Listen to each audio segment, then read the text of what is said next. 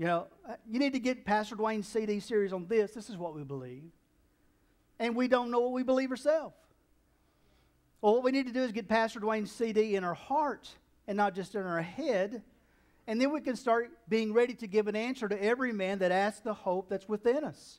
That we can answer that question. I remember the days that I would go out street witnessing. Now, that was a few years ago. And I remember one of the first doors that I went up to, and I was shaking in my shoes. I was so scared. I rang the doorbell, and then I backed up and prayed a prayer. This is the way it sounded. Lord, let there be nobody home. I was serious. Supposed to be out witnessing, but I was scared to death to do it. I rang the doorbell again, backed up. Lord, I'm serious. Let there be nobody home. The door opened. Man came to the door, and he said, yes, young man. I like that when they call me young man. Yes, young man, what can I do for you? And I said, well, I need to talk to you about. Have you ever heard about the 4 spiritual laws? And he said, the what?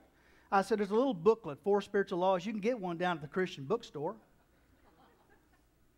No, that's not what I need to talk about. I need to talk to you about the Bible. Have you ever read the Bible? And he frowned a little bit. It made me more nervous. Have you ever read the Bible? Nope, haven't read the Bible. He looked at me and he said, have you ever read the Bible? I said, once. He said, okay, then I got a question for you since you read the Bible. And I said, but you haven't read the Bible. Nope, that's why I'm asking you the question. And I backed up a few more feet, and I said, okay, what's your question?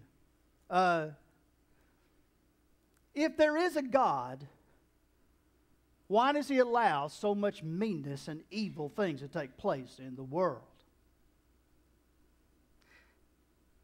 And I looked at him and I said, don't know, but I will go ask him. And I walked away. Went a few doors down, rang another doorbell, said this, Lord, please let there be nobody home.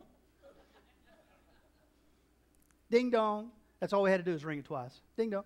Lord, let there please be nobody home. Nobody was home. Started to walk, and the Lord said, go back to that door where you were from.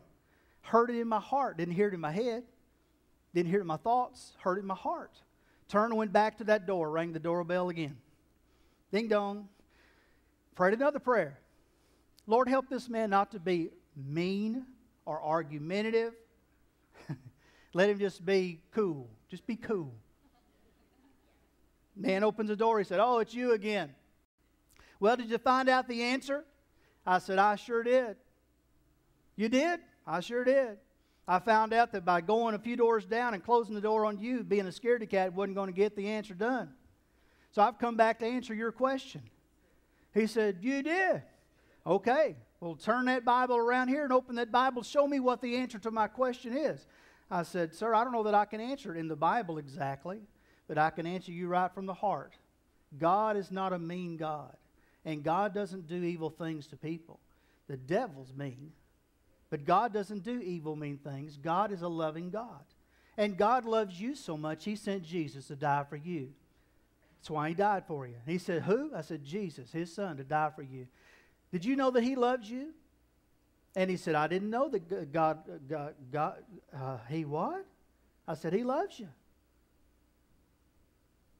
Okay, then what am I supposed to do if He loves me? I said, you're supposed to get saved. And he said, okay, what have I got to do to get saved? Now remember, I was young, and I was trying. And I said, you need to go right down to that bus down there where all those teenagers are, and they'll give you the answer to that question.